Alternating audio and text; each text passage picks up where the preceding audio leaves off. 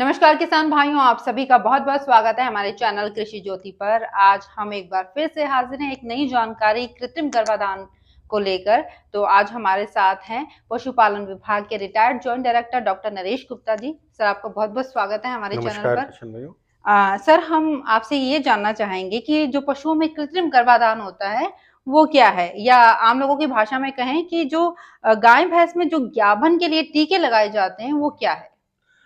ये जो कृत्रिम गर्भाधान या ग्याप के टीके की बात करते हैं, ये जो है सामान्य भाषा में या इंग्लिश में इनको आर्टिफिशियल इंसेमिनेशन कहते हैं। हम्म। ये क्या है कि जैसे अभी बहुत अच्छे जो है वो सांड उपलब्ध नहीं हो पाते हैं, हम्म। तो ये एक तकनीक, वैज्ञानिक तकनीक के अनुसार गोदे से सीमन कलेक्ट करके फिर उसके इंजेक्शन तैयार करके और उनको एक विशेष विधि से रखा जाता है। और जब इनकी आवश्यकता होती है तो उस सीमन से जो गाय हीट में है या जो कहते हैं गर्मी में जिस समय आती है और एक समय पर जब उसका समय होता है वो इंजेक्शन लगाने का, उस समय पर वो उसके जब उसको लगाया जाता है तो उसके अंदर गैप रह जाता है या वो कंसीव हो जाती है। तो इसका क्या कुछ टाइम रहता है क्या, कि इस वक्त पे हाँ, करवा सकते हैं और इस बिल्कुल, वक्त पे बिल्कुल, नहीं करवा बिल्कुल। सकते, वो क्या रहता है? वो एक समय जब ये गाय बोलती है, हाँ। उससे 10 से 12 घंटे के बाद ये इंजेक्शन लगता है। अभी एक क्वेश्चन और है कि इसके लिए क्या कोई शुल्क भी निर्धारित है या फिर ये फ्री ऑफ कॉस्ट रहता है? इसमें ऐसा है कि जो इंजेक्शन लगाया जाता है, अभी जो कन्वेंशनल अभी जो है सरकार के द्वारा 2 तरह का सीमन काम में लिया जा रहा है। एक जिसको कन्वेंशनल कहते हैं, यानी कि जो मेल है, गोदा है, उससे सीमन कलेक्ट किया और उसके फिर आगे इंजेक्शन वो वैज्ञानिक तकनीक से बनाए जाते हैं और उनको लिक्विड नाइट्रोजन में उनको प्रिजर्व भी किया जाता है, फिर उनको ट्रांसपोर्ट करके और जहां उसको काम में लेना है वहां तक पहुंचाया जाता है। अच्छा, तो इनका प्रिजर्व करने का टाइम भी होता है? इसकी भी ऐसे वो लिमिट होती है जैसे अपने एक्सपायरी डेट होती है, नहीं, इनकी नहीं, भी कुछ इसमें होती काफी है ऐसा लंबे कुछ? समय तक जो लिक्विड नाइट्रोजन है, इसमें सालों साल तक हम उसको प्रिजर्व कर सकते हैं, ऐसा उसमें नहीं है। तो और दूसरी बात यह है कि जब इसको प्रिजर्व कर लिया जाता है, तो जो मैं बता रहा था कि एक तो कन्वेंशनल रूप से है, तो सीधा उसमें यूज हो जाता है। इस तरह का जो सीमन है उसके लिए 30 रुपए निर्धारित किए हुए हैं। अच्छा, और मतलब नाम हाँ, मात्र का शुल्क नाम है एक मात्र का तरह शुल्क है वो। से। और दूसरा जो है एक और अभी नई तकनीक काम में ली जा रही है, जिसको कि सेक्स सॉर्टेड सीमेन कहते हैं। यानी उसमें पहले से ही जो आने वाली प्रोजनी है, जो उससे बच्चे पैदा होंगे, उनका सेक्स निर्धारित होता है। तो अभी जो सेक्स सॉर्टेड सीमन आ रहा है गाय भैंस के लिए, उसमें अगर वो सीमन हम हमारे जानवरों में यूज करते हैं, तो उससे जो संतान आएगी उसमें 90% तक संभावना ये रहती है कि वो बछड़ियां ही होंगी। उसका शुल्क जो है वो 70 रुपए अभी निर्धारित किया हुआ है सरकार के द्वारा।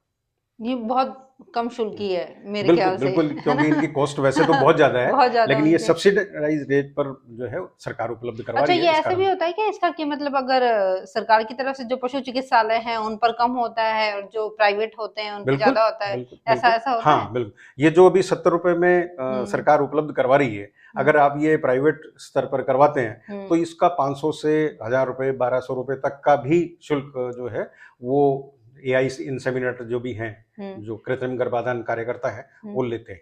अच्छा, मेरे माइंड में एक और क्वेश्चन आ रहा है कि मतलब ये जो कृत्रिम गर्भाधान है वो एक बार ही करवा सकते हैं, इसकी कुछ ड्यूरेशन भी फिक्स है? 1 साल में या 2 साल में या 3 साल में, नहीं, ऐसा कुछ फिक्स है?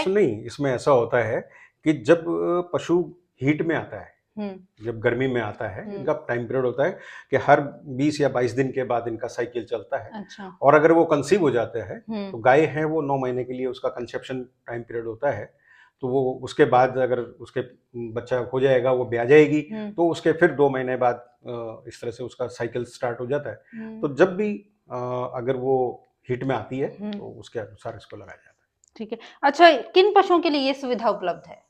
ये अभी गाय और भैंस में ये सुविधा उपलब्ध है, आर्टिफिशियल इंसेमिनेशन जो सरकारी चिकित्सालयों और उपकेंद्रों पे उपलब्ध है, उनमें। और अभी सरकार के द्वारा भेड़ बकरी के लिए भी ट्रेनिंग दी जा रही है, मतलब प्रोसेस में? स्टाफ को ट्रेनिंग दी जा रही है और आने वाले समय में भेड़ बकरी में भी उपलब्ध हो जाएंगी। अच्छा, अभी एक और चीज मैं जानना चाहूंगी कि जैसे ये सुविधा कहाँ-कहाँ उपलब्ध है? जैसे कि अगर पशुपालक कृत्रिम गर्भाधान करवाना चाहते हैं तो वो किस तरह से करवा सकते हैं? मतलब उन्हें कहाँ जाना पड़ेगा? वो अगर करवाना चाहते हैं, तो हर लगभग अब जो है हर एक गांव के आसपास या कम से कम जो हमारे ग्राम पंचायत मुख्यालय हैं वहाँ पे कोई ना कोई आपको संस्था मिल जाएगी, जिसमें पशु चिकित्सालय भी हैं, प्रथम श्रेणी पशु चिकित्सालय भी हैं, या चिकित्सा उपकेंद्र हमारे सरकार द्वारा बनाए हुए हैं। तो उन पर जाकर के ये सुविधा ली जा सकती है।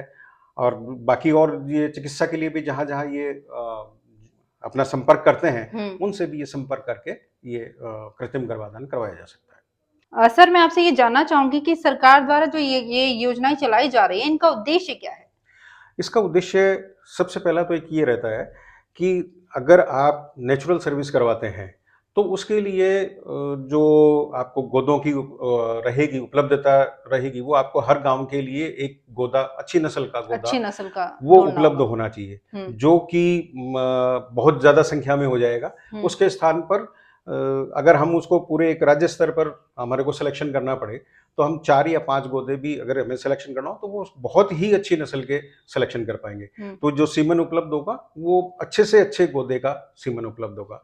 इसके अलावा जो नस्ल सुधार का कार्यक्रम है वो अगर हमें करना है तो इससे बहुत तेज गति से वो हो पाएगा नस्ल सुधार कार्यक्रम, क्योंकि अगर हम नेचुरल सर्विस करवा रहे हैं तो एक गोदे से बहुत ज्यादा जो है वो नस्ल सुधार नहीं हो पाएगा। उससे जो प्रोजनी आगे आने वाली है वो उतनी संख्या में नहीं आ पाएगी जितना कि हम कृत्रिम गर्भाधान से ले सकते हैं। दूसरा, अगर मान लीजिए कहीं कोई पशु में बीमारी है तो वो जब अगर नेचुरल क्रॉस करता है तो वो बीमारी एक से दूसरे में फैलने की संभावनाएं ज्यादा होती है। यहाँ क्योंकि जो सीमन आता है उसको ऑलरेडी भी टेस्ट किया हुआ होता है, उसमें किसी तरह की बीमारी नहीं होती है, बीमारी की आशंका ही नहीं रहती है। तो वो क्योंकि हाइजीनिक कंडीशन में उनसे इंसेमिनेशन किया जाता है तो वो सब संभावनाएं भी कम हो जाती है। तो इसलिए कृत्रिम गर्भाधान जो है वो नेचुरल सर्विस से उपयोगी रहता है। मतलब इससे जो सरकार का उद्देश्य है वो भी पूरा हो जाता है और पशुपालकों की जो समस्या है उनका भी समाधान होता है, बीमारी कम होती है।